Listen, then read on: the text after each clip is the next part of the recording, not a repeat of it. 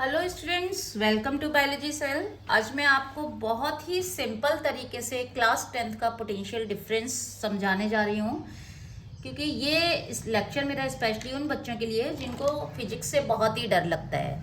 देखिए, मैंने आपको पहले वाले अपने लेक्चर में भी करंट है ना बहुत ही सिंपल तरीके से समझाया था। तो जिन बच्चों को फिजिक्स से डर लगता है या जिन्हें फिजिक्स समझ में नहीं आती, तो आप मेरा लेक्चर लगाइए। डेफिनेटली मेरी गारंटी है आपको ये लेक्चर पूरा ढंग से समझ में आएगा और फिजिक्स के न्यूमेरिकल भी आप बहुत इजीली सॉल्व करेंगे। तो आज हम पोटेंशियल डिफरेंस करेंगे। इलेक्ट्रिसिटी हम पहले ही कर चुके हैं। देखिए, पोटेंशियल डिफरेंस पहले तो नाम में ही काम है। पोटेंशियल वर्ड का मतलब है कैपेसिटी। जैसे हम कहते हैं ना कि भाई हाँ, इसमें इतना पोटेंशियल है, ये कर सकता है, भाई बच्चे में बहुत पोटेंशियल है। कई बार बोलते हैं ना आपके टीचर्स कि बच्चे में बहुत पोटेंशियल है, भाई ये कर सकता है। That means capacity. यानी कि अब वो कैपेसिटी आप चाहे अपनी स्किल बेस्ड हो, आप अपने मार्क्स ला रहे हैं तो आपकी लर्न करने की और आपकी पढ़ाई करने की कैपेसिटी, तो वो जो किसी भी चीज़ की कैपेसिटीज़ का डिफरेंस अगर मैं सिंपल शब्द में कहूँ तो पोटेंशियल डिफरेंस बन जाता है। यहाँ पे हम कैपेसिटीज़ की बात करें तो मैं एक छोटे से उदाहरण से मैं आपको यहाँ पे समझाऊंगी कि सपोज हमने क्या किया। हमारे पास दो बीकर हैं, सेम इक्वल साइज़ के हैं। आप साइज़ पे यहाँ मत देखिए, ड्राइंग में थोड़ा बड़ा छोटा हो सकता है, बट आपको कंसीडर करना है कि इक्वल साइज़ के हैं और इनमें इक्वल लेवल तक पानी भरा हुआ है। मतलब वॉल्यूम पानी का दोनों में सेम है और दोनों को आपने पाइप के थ्रू कनेक्ट किया, तो क्या होगा? क्या पानी का कोई आदान प्रदान होगा? इससे इस बीकर में जाएगा, इस बीकर में जाएगा? नहीं जाएगा। क्यों नहीं जाएगा? क्योंकि भाई पानी का प्रेशर, जितनी पानी की क्वांटिटी यहाँ पे एक तो सेम लेवल पे रखे हुए हैं बिल्कुल नीचे से, और दूसरा पानी का प्रेशर जितना यहाँ है उतना ही यहाँ है। जब तक प्रेशर का डिफरेंस नहीं होगा तब तक पानी यहाँ से हिलेगा भी नहीं। अब हम चाहते हैं कि पानी एक से दूसरे में आ जाए, तो कैसे करना पड़ेगा? तो हम क्या कर सकते हैं, सिंपल इसको बिना इसमें पानी डाले या कैसे, हम इसको हाइट, एक को नीचे रख लेंगे बीकर को, एक को ऊपर रख लेंगे। तो ऊपर रखने से जो ऊपर वाला बीकर है उसका पानी जो होगा धीरे धीरे आपका इसमें जाने लगेगा, यहाँ फ्लो करने लगेगा। ये किसकी वजह से हुआ? ये हाइट की वजह से, बिकॉज हमने इसको थोड़ा ऊपर किया और ऊपर आने से अब इसमें वो पोटेंशियल, वो कैपेसिटी आ गई और दोनों की कैपेसिटीज में डिफरेंस हो गया हाइट की वजह से। तो हाइट उसको वो पोटेंशियल दे रही है। तो जैसे कि आपका पोटेंशियल एनर्जी होती है, तो पोटेंशियल को भी आपको कनेक्ट करके किससे समझना है? पोटेंशियल एनर्जी से ही समझना है। जैसे पोटेंशियल एनर्जी होती है, पोटेंशियल एनर्जी का मतलब है कि काम नहीं हो रहा है, लेकिन हाँ अगर काम करने को दिया जाए तो कितनी कैपेसिटी से, कितने अच्छे से वो काम कर पाएगा और कब तक कर पाएगा, दैट इज पोटेंशियल एनर्जी। जैसे कि एक मेरे हाथ में सपोज एक ये है डाइस है, ठीक है। अब ये मेरे हाथ में रखा हुआ है, तो अभी हाथ में रखा हुआ है तो अभी इसमें पोटेंशियल एनर्जी है। मतलब अगर इसको काम करने को दिया जाए तो एक काम कर, जैसे ही मैंने अपना हाथ ऐसे इसको फ्री फॉल कराया, ऐसे छोड़ दिया, तो ये नीचे गिरा। नीचे क्यों गिरा? क्योंकि इसमें जो पोटेंशियल एनर्जी थी नीचे वक्त, गिरते वक्त ग्रेविटी ने खींचा उसे, ठीक है, ग्रेविटेशनल पुल हुआ, और नीचे गिरते वक्त जो इसकी पोटेंशियल एनर्जी थी, जो इसने गैदर करके रखी थी अपने अंदर एनर्जी, वो धीरे धीरे कन्वर्ट होती गई काइनेटिक एनर्जी। काइनेटिक वर्ड का मतलब है मूवमेंट, वो मूवमेंट की एनर्जी में कन्वर्ट होती गई। यानी कि इसने अपने मूवमेंट के लिए, क्योंकि ग्रेविटी खींच रही थी, तो ग्रेविटी को खींचने के लिए इसने खींचा कैसे? तो खींचने के लिए भी तो भाई एनर्जी होनी चाहिए ना, तो इसकी पोटेंशियल एनर्जी को इसने यूटिलाइज किया। तो ऐसे ही हम समझ सकते हैं कि जो सपोज अब एक इलेक्ट्रॉन कैरिंग एक कंडक्टर है, लाइक आपका कॉपर वायर आपने लिया, करंट कैरिंग कंडक्टर जब हमने लिया कोई, तो कॉपर वायर में आपको क्या लगता है जब तक ऐसे ही बैठे बैठे इलेक्ट्रिसिटी फ्लो हो जाएगी? बिल्कुल नहीं। जब तक कि कोई उसमें ऐसा कोई चीज़ें ना हो जो उसको उत्तेजित करें, ट्रिगर करें, ऐसे फैक्टर्स होने चाहिए, ट्रिगरिंग फैक्टर्स, जो कि इलेक्ट्रॉन को फ्लो करवा सकें, because flow of electron he electricity आपका था, चार्ज का फ्लो होता है तो वो इलेक्ट्रिसिटी है। अब भाई चार्ज का फ्लो हो रहा है, दैट मीन्स आप यहाँ देखिए, यहाँ तो वाटर का कोई फ्लो नहीं हो रहा था, या हाइट देते ही इसने पोटेंशियल एनर्जी गेन कर ली और वही फ्लो होने लगा।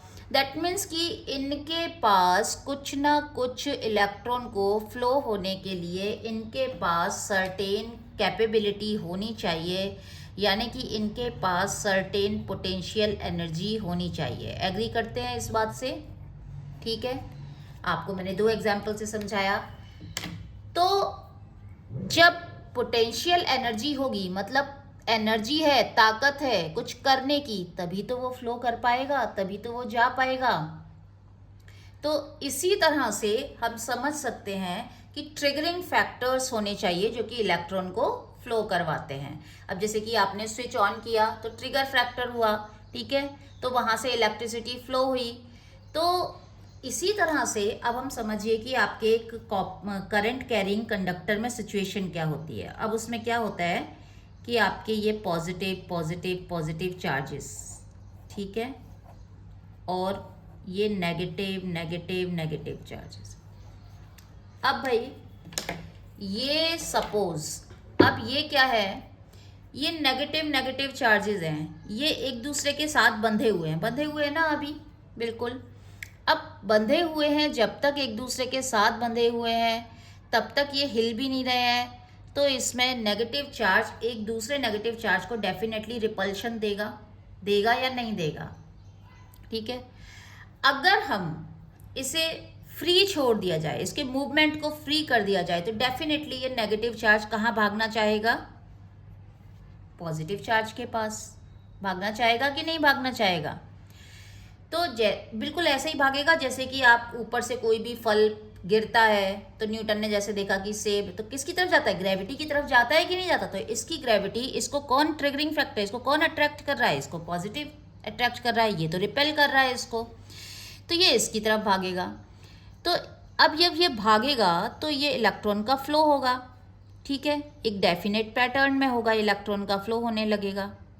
और जब ये डेफिनेट पैटर्न में इलेक्ट्रॉन का फ्लो होगा तो इलेक्ट्रिसिटी होगी, और यही इलेक्ट्रिसिटी आपका बिकॉज फ्लो हो रहा है, दैट मीन्स कि इसमें कहीं ना कहीं पोटेंशियल एनर्जी है। यानी कि पोटेंशियल एनर्जी का मतलब है कि इलेक्ट्रॉन ने कितनी एनर्जी स्टोर कर रखी है, इलेक्ट्रॉन की स्टोर्ड एनर्जी। वही स्टोर्ड एनर्जी इसको क्या करवाएगी? फ्लो करवाएगी। और जब ये फ्लो होगा, जब फ्लो होगा, फ्लो का मतलब है मूवमेंट होगा, तो क्या ये काम नहीं करेगा? काम कर रहा है ना, अभी तक तो बैठा हुआ था इसके पास, बिल्कुल बैठा हुआ था कि नहीं बैठा हुआ था? तो जब ये काम करेगा, मूवमेंट हुआ, तो इसने क्या किया? काम किया, ठीक है। इसीलिए बच्चों आपकी बुक में वर्क डन से पोटेंशियल डिफरेंस को कनेक्ट कर रखा है, पोटेंशियल, राइट। तो जब ये काम करेगा, अब काम कौन कर रहा है बच्चों? काम कौन कर रहा है? काम करने वाला कौन है? डूअर कौन है? काम करने वाला तो हमारा कौन है? चार्ज है या नहीं? जी बिल्कुल है, चार्ज ही तो भाग रहा है इधर से उधर, क्योंकि उस पे से कुछ ट्रिगरिंग फैक्टर है और उसको फ्री छोड़ दिया गया है मूवमेंट के लिए। तो उसने जितनी एनर्जी अपने अंदर गैदर की थी, पोटेंशियल एनर्जी, उसको यूटिलाइज करके वो मूवमेंट कर रहा है, काम कर रहा है। तो इसीलिए जो आपका पोटेंशियल है, अच्छा पोटेंशियल आपकी में खाली पोटेंशियल नहीं दे रखा है, आपकी में पोटेंशियल डिफरेंस दे रखा है, तो हम पोटेंशियल यूज़ ना करके डिफरेंस क्यों यूज़ कर रहे हैं? बच्चे डिफरेंस इसलिए यूज़ कर रहे हैं, आप एक बात बताइए, अगर इसके पास जितनी एनर्जी है और ये जितनी एनर्जी से मूव कर रहा है, तो यहाँ जाने पे अपनी एनर्जी को लूज़ करेगा, उसको यूटिलाइज कर लेगा, तो अब उसके क्या, उसके एनर्जी में चेंज आएगा या नहीं आएगा? उसका एनर्जी लेवल डाउन होगा या नहीं होगा? ठीक है, तो इसीलिए हम इसे डिफरेंस कहते हैं, क्योंकि सपोज इस चार्ज को पहले ए पॉइंट तक गया, अब ए से आगे उसको बी पॉइंट तक गया, और बी से आगे सी पॉइंट तक ये चार्ज गया, राइट। अब इसने फ्लो किया, इसने मूवमेंट किया, मूवमेंट करने में डेफिनेटली इसने काम किया, मतलब हम कह सकते हैं, तो इसने काम किया ए तक, ए के आगे काम करके पहुंचा, पहुंचने के आगे वो और काम किया, आगे बी तक बढ़ गया। अब इसमें अगर सपोज डी तक जाने की एनर्जी नहीं है, डी तक जाने की एनर्जी नहीं है तो ये डी तक नहीं पहुंच पाएगा। यानी कि इसके पोटेंशियल में, पोटेंशियल मतलब कैपेसिटी, तो यानी कि जैसे जैसे ये आगे बढ़ रहा है तो क्या इसके पोटेंशियल में कमी आ रही है कि नहीं आ रही? आ रही है ना। तो इसीलिए हम डिफरेंस वर्ड यूज़ करते हैं, क्योंकि यहाँ जितनी कैपेसिटी है उतनी कैपेसिटी पोटेंशियल इसमें यहाँ नहीं मिलेगा सेम अमाउंट का, और यहाँ जितना है उतना इस पॉइंट पे नहीं मिलेगा, और इस पॉइंट पे जितना है उतना पोटेंशियल आपको यहाँ नहीं मिलेगा। तो पोटेंशियल अलग अलग हो रहा है। और सपोज़ हमने जब एग्जाम्पल में बात की या हमने कोई न्यूमेरिकल सॉल्व किया, तो उस न्यूमेरिकल में सपोज़ हमने जो इंस्टांस लिया है वो हमने लिया है कि ये ए से चल के बी पॉइंट तक गया है। हमने सपोज़ इस सीन को लिया है अपने न्यूमेरिकल में, इतनी से इतनी तक गया। हमने ये नहीं कहा कि starting to end point move कर रहा है, हमने कोई किसी बीच की सिचुएशन को कंसीडर किया है, ए से बी पॉइंट तक को।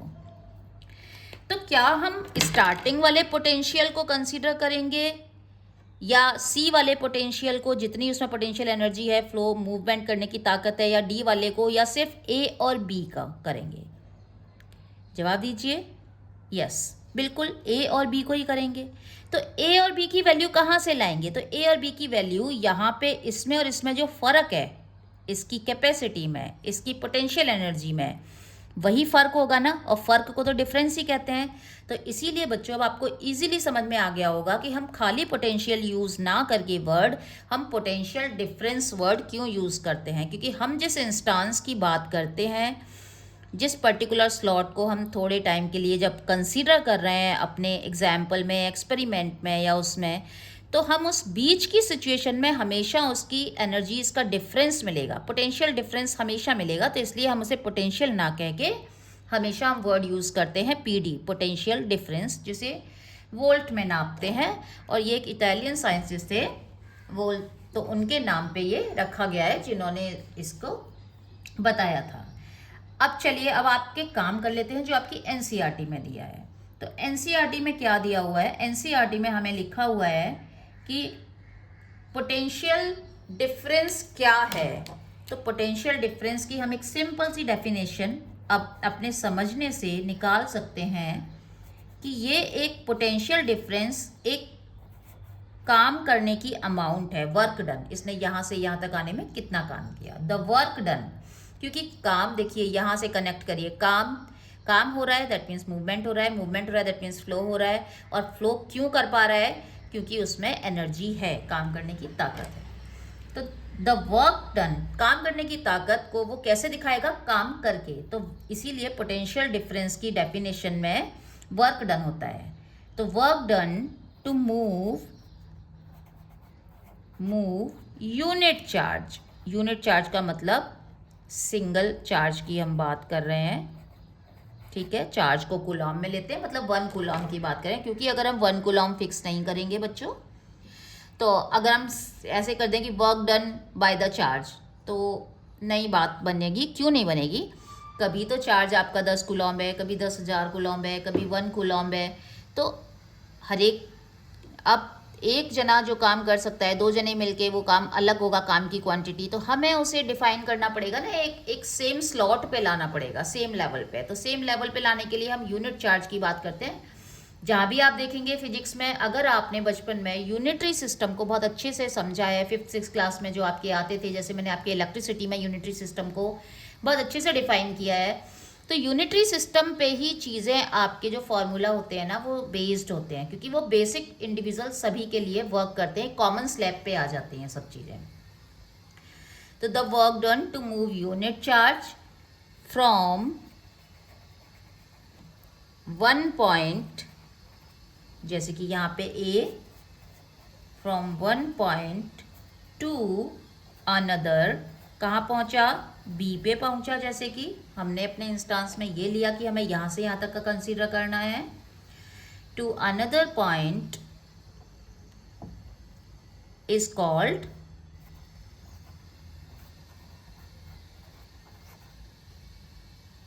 Potential difference. दोनों का डिफरेंस हो गया, ठीक है। दैट मीन्स कि ये कोई 2 पॉइंट का, A से B या स्टार्टिंग पॉइंट से A या B से C, यानी कि ये कोई पोटेंशियल डिफरेंस जो है कोई दो पॉइंट के बीच में उनकी कैपेसिटीज़ का डिफरेंस है, काम करने की कैपेसिटीज़ का, उनमें कितना पोटेंशियल है, कितने पोटेंशियल की घटत या बढ़त हुई, वो है पोटेंशियल डिफरेंस। अब इसको हम रिप्रेजेंट किस में करेंगे, वोल्ट में। तो अब हम देख लेते हैं, दैट मीन्स कि इस हिसाब से हमारा जो पोटेंशियल डिफरेंस है उसका हमारा फॉर्मूला हो गया वर्क डन, दैट मीन्स हमने यहाँ लिख दिया वर्क डन यूनिट चार्ज। बच्चों जब भी किसी भी चीज़ की वैल्यू को हम 1 करते हैं ना, जिस चीज़ की वैल्यू को, उसको हमेशा डिनोमिनेटर में रखते हैं, तो हम इसके डिवाइड करेंगे इसको जितना भी चार्ज है उससे।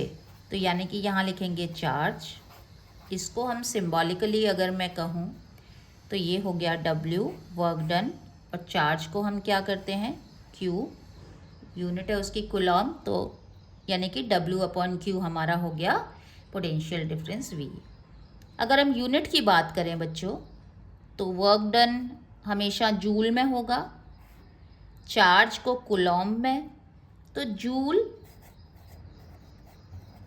पर कूलॉम, यानी कि एक कूलॉम चार्ज कितना जूल काम कर रहा है एक पॉइंट से दूसरे पॉइंट तक जाने में, उसी को हम कहेंगे, ये बन जाता है आपका 1 वोल्ट।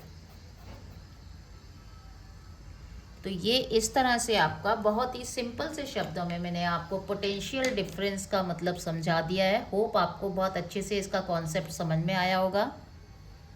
तो बेसिकली ये कुछ नहीं है, ये उसकी एनर्जी से रिलेटेड है, एनर्जी होगी तो काम होगा, इसीलिए उसकी डेफिनेशन में और उसके जो 1 वोल्ट की अगर हम डेफिनेशन दें तो दैट मीन्स 1 वोल्ट कब बैठेगा, जब ये इसके इक्वल होगा। ये 1 जूल काम, एक 1 कूलॉम चार्ज जब 1 जूल काम कर लेगा तो 1 वोल्ट बनाएगा। यानी कि अगर उसने एक कूलॉम ने अगर 2 जूल काम किया है तो 2 वोल्ट हो जाएंगे। ठीक है, अगर हम कहें यहीं साथ ही साथ देखिए, मैं आपको न्यूमेरिकल सॉल्व करना एक छोटा सा बता देती हूँ, कॉन्सेप्ट वाइज बता देती हूँ। सपोज मेरे पास कितने हैं, कूलॉम है 10, ठीक है, और काम कितना कर रहे हैं वो 10 कूलॉम। वो 10 कूलॉम मेरे जो कर रहे हैं वो काम कर रहे हैं सपोज हमारा 15 जूल का, ठीक है, 15 जूल का। तो 10 कूलॉम है, 10 कूलॉम को 1 कूलॉम करना है, तो कितना हो गया potential difference, that is 1.5 volt. तो होप आपको बहुत अच्छे से समझ में आ गया होगा। नेक्स्ट लेक्चर में मैं आपको बहुत ही सिंपल से न्यूमेरिकल्स स्टार्ट करूंगी पोटेंशियल डिफरेंस के ऊपर। पोस्ट में कुछ क्वेश्चंस भी दूंगी जिन्हें आप टाइम टू टाइम सॉल्व करते रहिएगा। और बहुत ही जल्द मैं अपने बायोलॉजी सेल के ऐप पे, जो हमारा ऐप है जिसका लिंक मैंने आपको इसके बायो में दिया हुआ है अपने चैनल के में, वहाँ पे बहुत ही जल्द मैं आपको बहुत अच्छे प्रिसाइज नोट्स भी डालने वाली हूँ। तो इसी तरह से आप लाइक, सब्सक्राइब एंड शेयर करते रहिए, और जो आपको वीडियो लगती है उसे आप सेव करके बाद में देख भी सकते हैं।